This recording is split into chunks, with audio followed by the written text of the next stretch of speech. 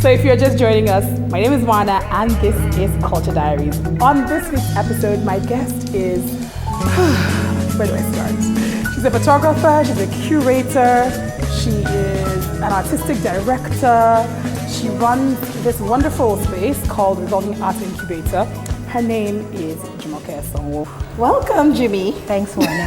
It's a pleasure to have you at REI. Thank you, it's always fun to have you around. It is so beautiful and different, and it makes me feel very special as well. I feel like I say this every single time, and every time I have a guest on the show, I'm always like, oh, we go way back. Oh, we do go way back. Yes. Almost 10 years. Yeah, actually, yes, because that was 2009. Yes. 10. Yes, so it's actually 10 years. Exactly. Yeah, so we go way back. So we should do the 10-year challenge, actually. I think we should. And I'm sure you have some photos. I do have some photos. But the reason I bring up we going way back was we met when you ran a space called Bishop's Cottage. That's correct. Which was like an interior store meets an experiential space, because you just kept making it into many things, right? Yes. It became like a communal center for lots of creative people. Yes. There was like a food experience going on as well. Yeah. And then it's interesting to see 10 years later you're running, Revolving Arts Incubator. And you're basically incubating artists. Yes. And for me, for somebody else, it might just look like it's so different, but it's the same thing. Yes, it is. It's really like space for managing space or designing space. Yeah. And I want to know from your perspective how both you think it has informed each other. Okay, so I think I should probably just go way back. Yeah. So my going to Bishop's Cottage was an offshoot of my stint at a place called Design Point. In 2000, when I was fresh out of school, 2002. So I actually interned as an interior designer. And at the time, I was actually thinking of taking up interior design as my outlet to my creative expression, because I knew that I've always been a creative. My major in school was English studies. I did photography as a hobby. And then I thought, at some level that, I could be an interior designer and I could kind of just express myself. So that was how I started my passion, but that kind of died out at some point. So when I was approached by Adeniji, who is the owner of Bishop's Cottage, at the time, that he has this idea and he was looking for someone to kind of be the face of it. I just thought it was perfect, for me, because in a way I am very good with spaces. I've always seen space as a kind of like taking my as a place to kind of express myself. And I thought, okay, so if I took that space and I created experiences, then the experience in itself becomes the art, So I found a way to kind of bring in artists and then items, because again, it was a space where we were selling things. So at some level, it was a commercial space. But I didn't want it to feel like a commercial space. I wanted people to come into that space and find and experience something, to which then it would now inform them to come and buy. So the experience was a means to then sell the item. So people would come in, and you've been to the space. We had, for example, the Smeg fridges. Yeah. We had Susan Boyce, who made excellent, sort of silverware. Yeah. And we had all of this eclectic selection. I mean, we had Roche Bobois chairs. We had all kinds of things, within the space. And then we offered an espresso cafe, so you could have I think we're like the first people to actually do Nespresso at the time. And so you had your Nespresso, which was $500, we made it very cheap. So people were drawn into the space, and you could have Nespresso, and then you looked around, you saw a Smeg fridge, which was like way beyond anyone could afford. I'm not going to talk about the price. It was our dream fridge. But then it was something. It was also like a space of aspiration as well. You could go into the space and you could aspire to things.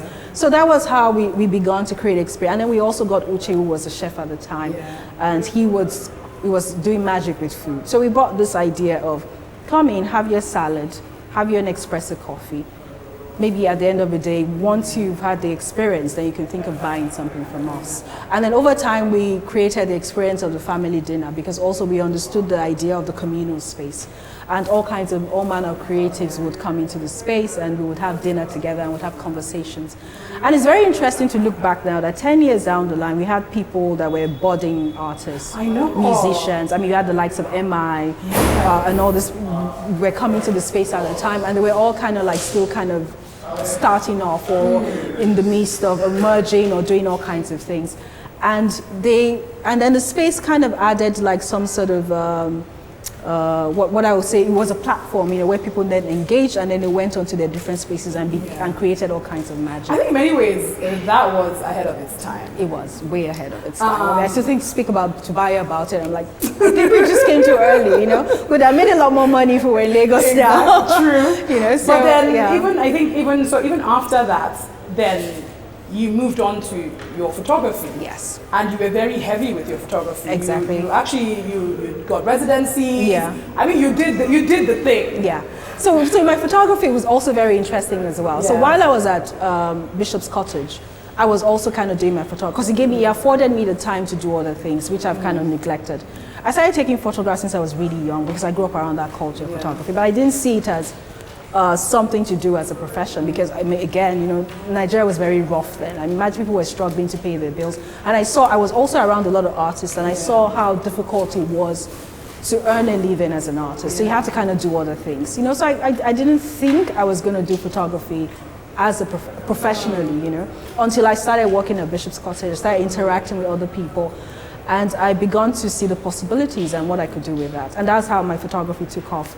I eventually joined Invisible Borders and went on, you know, to do work with Invisible Borders as well, and till I left in 2015. And then when I left Invisible Borders, I said, oh, I wanted to do my own thing, you know. But my own thing then, I thought it was going to be like, okay, I've always had this idea of an incubator space, you know, where artists can just come together. And at the time, I thought, okay, the best thing to do was to get a warehouse because, you know, artists need space. You know, we kind of just like need a space to just do whatever we wanted to do. So I thought at the time that, okay, we'll get a warehouse somewhere on the mainland because, you know, the industrial areas are on the mainland. So we're looking around, you know, we checked our Regun, we checked our Lupage, which was like so expensive. And it just didn't work out in terms of when you do the maths, you know, how are we going to pay our rent? The numbers just don't add up, you know, like how are we going to pay our rent, you know, and how are we going to be sustainable? So it didn't work out until I got a call, you know, from the guys at the Galleria. You know, they had some challenges then with football and they were looking for something to do here. And at the time, again, that's what I always tell people, but sometimes, you know, you have to kind of prepare yourself so that because opportunity kind of needs to meet you prepared.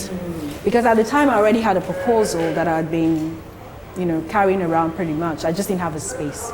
So, and at the time I thought, you know, I wouldn't have anything to lose, you know. Here's my proposal, look at it. In my mind I thought they would never call me back. Because there was like, what's in it for them, you know, it's not like, you know, and, but then they did, you know, and then we had a conversation. And then we accidentally ran into where Aria is at this point, you know, where we're just taking a walk around the space. And I came here and I was like, this is it. Because I'd already had experience in interior design, I'd also practiced with space. Because one of the things I was doing with Bishop's Cottage then was we're always switching things around. And the space could do different things. You know, we've had fashion events there, we had all kinds of things. We had everything. Everything there. You know, we've had, you know, all kinds of things, meetups, you know, poetry sessions, musicals. So I already knew how to kind of change space and move things around very quickly. So it wasn't difficult for me to see the potential when I got into the space, even though everybody around me couldn't see it. I saw it clear. I think it's also very, would I say, not just interesting is not the word, but it blows my mind, the fact that, you know, the Revolving Arts Incubator it's an exit. Yeah. It's an exit passageway in a building. Yeah. And it's an emergency exit. And the work that you show is very emergent. Yes. And very urgent as well. Yes. Was this something you were thinking about when you entered, or was it more of a light bulb moment or something you discovered further? Well, I think what I discovered about the space was I actually loved that idea because I think one of the things that fascinated me about the space was the movement. The fact that it was an exit. The fact that people would always use the space. I'm very conscious about energy. And I feel that when you have energy within the space, and when there's a constant energy, magic happens. So I felt the first thing that attracted me to the space was the fact that this space will never be boring. There would always be movement. People would always be going back and forth. There's also that idea about I've always been very wary of that privileged consumption of art. I don't like sort of like art in this very exclusive spaces, you know, where the everyday people cannot engage it. I've always had a challenge with that. So I felt this is a space where it's used by everyone, and when I mean everyone, we're talking about from the cleaners, you know, to the MD. And everybody has the same access and the same negotiation of the space. You know, so sometimes you find the cleaners taking a look at the work, and maybe the MD is going on his way to his office. So there's that negotiation of space, and it's not for one more than the other. And I think that's one of the beauty. I mean, since you've been here, you've seen, you know, the owners of the business going to their business, but then also you've seen all kinds of other people pass through as well. And that was the beauty of the space. That fact that, you know, art consumption is going to be, you know, free to all, free for all as well. The democratization of art consumption. And I think I also love the reclamation of public space for art as well.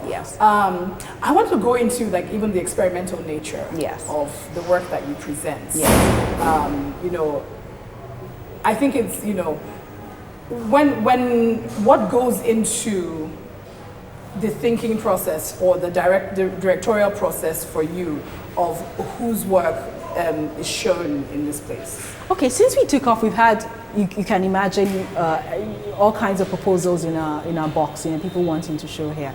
And I've always told them, like, you know, area is not for everybody, because we're actually a bit more biased towards artists that are experimental, and experimental in terms of their ideas and also in terms of their materiality as well. So this is a place where you want to come to, where you want to experiment with material, where you're trying to see the possibilities with all kinds of material, and even your ideas as well, you know. And that is the thing that is the most attractive, I would say, in terms of how we engage with artists. So the first thing is you have to be a bit on the edge. that I think is the first thing that would attract you to a space like this. Secondly, we are not for that glossy kind of finished, as you can see from the space, you know, because again, the space has to also match. It's an exit, you know, so if we had anything fancy here, we'll look out of place, you know. So again, it has to be something that seems natural to the context. And that's one of the things we're also trying to preach to artists as well, to begin to look at art as something that can be in different spaces.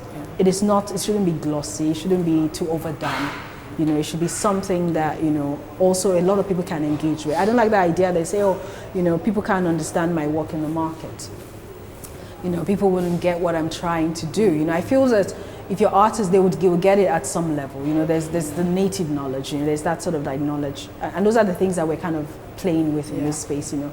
That idea that knowledge or intellect is not an elitist attribute. It's something that cuts across, you know. I mean, I think I remember one of the editions of the show, talking to Mura Ogunji, and she was talking about how, you know, in Ghana there's much more experimental work than in Nigeria, and one of the reasons for that, it's been said, is because Nigeria has a market. So market forces are now determining the arts. So again, there's a question, it's a situation with demand and supply. So people are then like more monotonous in the kind of work in which they're creating.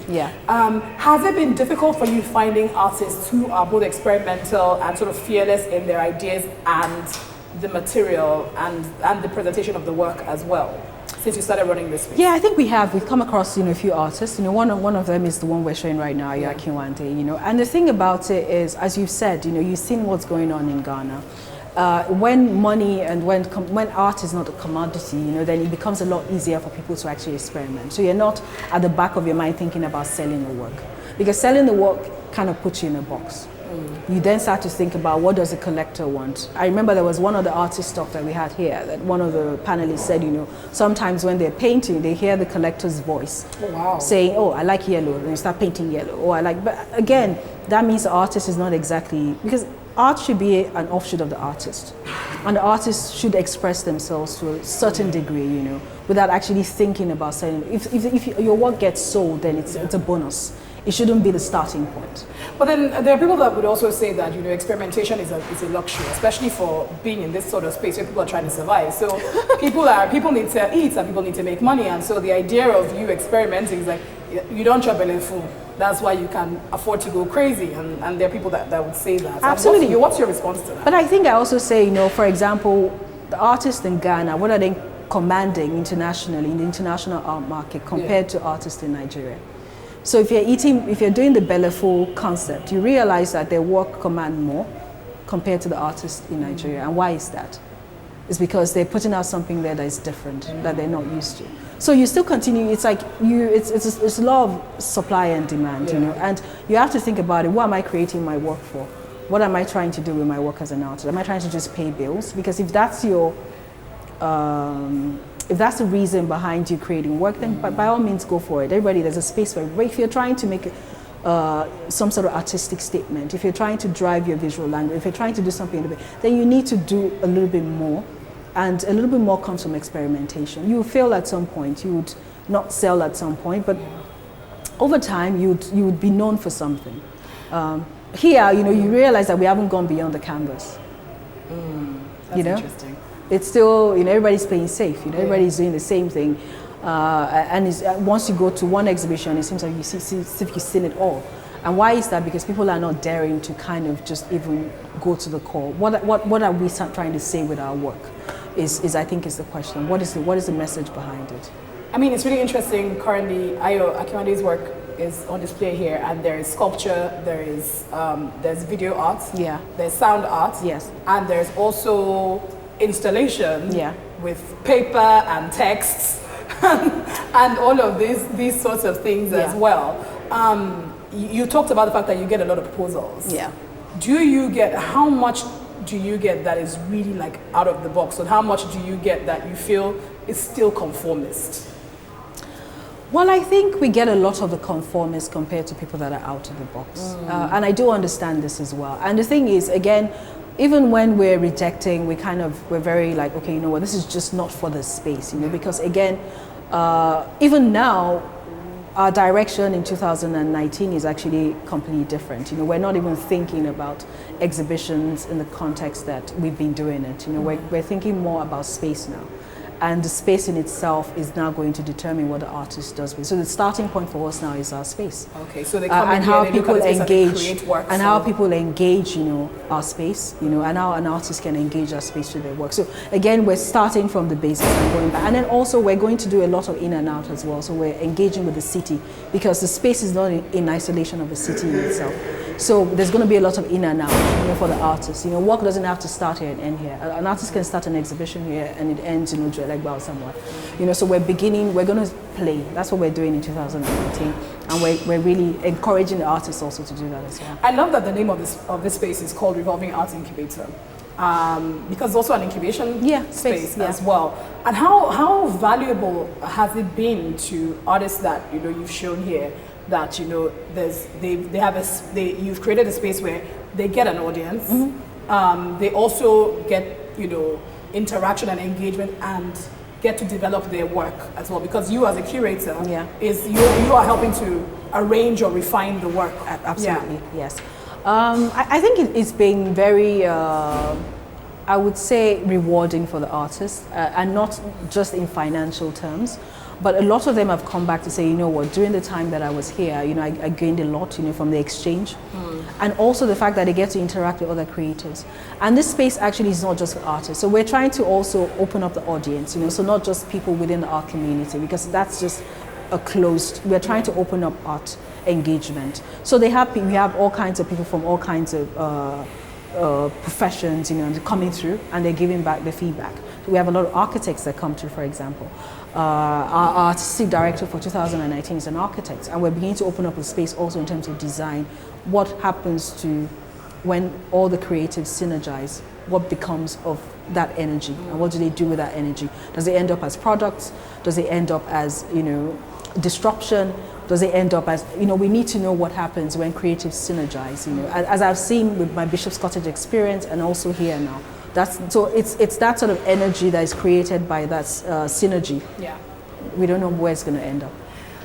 you also moved from artist to curator to administrator. Yeah. And how does, I mean, it means there's also less room, or less time for you to practice your own art as well. Yeah. How have you been able to sort of balance that?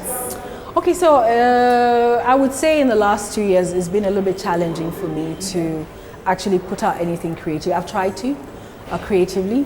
It's been a little bit, because then it means a lot of sleepless nights because I have to use two sides of my brain, so to speak, so I get to do my artistic work at night. I have to research, I have to read, I have to do all kinds of stuff. And then also I have to do my administration because the space has to run, and we have so many things that we have to do as well. So it's been challenging, I would say, but I'm trying to kind of, but I've also had amazing teams, so it's not, I'm not alone. And now my team, they're also taking a lot more initiative now compared to when we started and I was kind of like driving.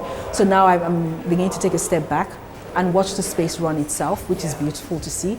And I think that's, again, is also what I think most people should end up doing as well. When you're running a space, you shouldn't be like, what's that word? You shouldn't be so, there's a word for it, micromanaging people, where you're, because then you do this, the space should actually run. You should also trust your team to be able to take things to the next level. So that's where we are at this point. I'm going back, I'm currently actually in production. I'm creating a virtual reality film now.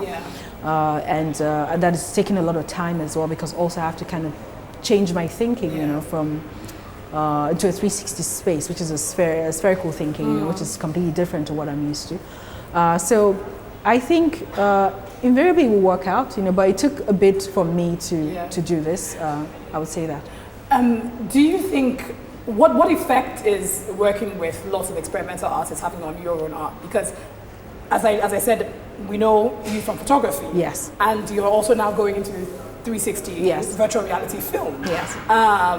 And clearly you're evolving in your own practice as well. Absolutely. And how has, working with all of these interesting people and just curating their work, what impact is that having on your own? I think it's helped me tremendously because I've opened up to a lot of thoughts and a lot of even medium as well that I hadn't even thought about initially. And I think that's one of the beauty about collaboration because you pick up ideas from people when you least expect it. You're having a conversation about something, you throw out something randomly and someone says, why don't you do it this way? And you go back and try it and it actually works out. So synergy, collaboration is a must. I don't think artists should, I think the isolation that the studio space actually gives artists, especially in the context of Lagos, is not to their advantage. I think they should open up, we should have more spaces like this. But why don't we have more spaces that allow artists to experiment? Because I feel like as an artist, you want to have, there needs to be freedom, right? Yeah. To play around with material, to play around with space, to play around with ideas. Yes. Even if you are going to move into the conventional space anyway. Yes.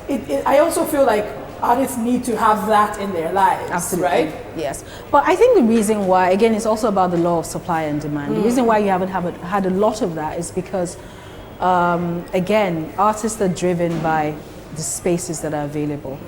Before we came in, there was nobody doing what we were doing, pretty much. So now that we've opened, even artists are even rethinking their space as well. So you find a lot of artists now even opening up a studio space to the public, even showing at other spaces. So it's beginning to give artists a lot of idea. I think over time as well, more people are going to come into the game. So the more that people see that, okay, this is actually, there's a possibility here. Now we've done it for two years, we're going to our third year. So they say, okay, they survived, they didn't quite die, so that means there's something there. And I think over time, more people are going to also venture into the space where, they begin to actually get artists. It's a knowledge-based space, and that knowledge and idea drives, the creative process of the artist. So there will be more spaces like that. Let's talk about your moving into virtual reality as well. Tell us a little bit more about this project and why the choice of virtual reality for you at this moment in time. Okay, so there was a call that was in 2016 or 17? 17, from New Dimension. And they wanted, New Dimension actually, it's a workshop, they kind of like they've seen like new media and that we're talking about virtual reality and augmented is the future. But they've also realized that, somebody needs to create the content in that space, otherwise then it won't be the future. So they need to begin to actually channel artists to begin to think along those lines and how they can have their content situated in that space. So they had the first edition, which they got a couple of artists together and they trained them, through a workshop. We had a workshop in Cape Town. So it was on the second one that I actually applied for, because also I've kind of been experimenting with video art, and I also realized that I didn't see my work just remaining in a two-dimensional way. I saw my work more in a three-dimensional way, and that's why I started going into video art, and also experimenting with sound, because I realized that we're a sound-based society. Oral tradition is like, very, very close to art. And I realized that I need to kind of find a way. I felt that using photography alone as a medium wasn't sufficient for me to tell my story. And I realized that I needed to kind of infuse other elements into my storytelling, because at the end of the day, everything is all about storytelling. People say, okay, you take amazing photographs, you do this, you do that, but I'm like, yeah, but I missed out on so much while I was in that space. I wish that I could capture, the person going around, driving the tuk-tuk and the sound of that. I wish that I could get, someone that was hawking something and saying something or someone on the phone that was talking. There are so many elements that that would have made the story richer. So it's all about enriching the story for me, and that's one of the reasons why I went into virtual reality. The possibility that you can actually have many layers, telling a story, and you can actually have an immersive experience that you feel that you're within the space when you're telling the story. And and that's what got me into that space. So I got there was a call. I put in an application. I wasn't expecting to be called, and I was surprised when I was selected, to be part of it. And I went in there with a very open mind, but also to learn as well, because I realized that as an artist or even as a person, change is a constant, and you always have to constantly make yourself relevant, to the discourse, to the time that you found yourself. So I realized that if I want to be relevant to the conversation in the next 10 years, I have to kind of change my medium as well and shift into that space. So Lagos at Large is an offshoot of that workshop. We're all, after the workshop and things, we're all meant to go back into a space and create a story or create content. And I've always had this, I'm from Lagos, and I've always been fascinated by Lagos as a city, because it's like a mix mash of different things happening at the same time. But also we have the history as well. You have the colonial history. You have the architecture, which is the space, and you also have urbanization going on. So how do I tell a story that actually sort of encompasses all of those layers as well? So I decided to take Lagos as my starting point, the city in itself. There's the audio as well, because I feel that the city in itself is very poetic. So I try to imagine that there's also a lot of poetry and spoken word within it as well, because I try to imagine that here's a city that soaks in so much. You have over 20 million people living within the space, and people are giving out so much. So I imagine that the city is retelling all of these stories back, and that then creates the immersive, and so that's the immersive experience I'm trying to create with Lagos at Large. I mean, I'm just thinking about the idea of Lagos in itself is very immersive as a city. So you can't really capture it in just stillness. Yes, you have to capture everything going on. Yeah, but it also feels like a natural progression for the work from still images to video art, which is moving image, and then now a sort of futuristic, surreal experience. Oh, I think it would be Alanis Morissette. Isn't this ironic?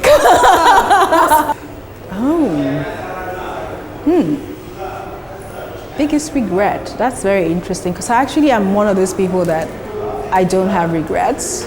I always see life as it's a progression, it's a continuum. So everything that you have gone through is like shaping you, it's a part of your process. So I wouldn't say that I have any big regrets. I would say that it's fine. Yeah, let me see. I'm trying to think now. That's actually a very tough one. I have to actually really think about. I think I'll be a passion fruit. Because I'm a very passionate person, and I think that comes across in everything I do, whether it's my personal life or business life, or even my artistic life as well. Yeah, so I'm a very passionate person. So I'll be a passion fruit, and that's why we're here. Actually, I believe that art is one of the necessary tools in actually shaping, the thinking of the people. And I think people, especially in Nigeria, we've had a lot of challenges as a nation. We've gone through so many layers. So I always say that we're like a traumatized people. We're suffering from acute PTSD. Girl. So I think art is probably what will probably heal the land. And I think people can see it as an outlet as well, and something to latch onto, in this sort of like very crazy world that we're living in. Thank you, Jimmy. You're welcome, darling. Hope you guys enjoyed that conversation with one of my faves, the wonderful, wonderful Jumoke Sanwo. Please feel free to check me out online. You can check out all my social media channels. They're at the bottom of the screen rolling somewhere. And if you go to my website, you'll also find out Jume's details as well. Until next time, don't forget, art is life.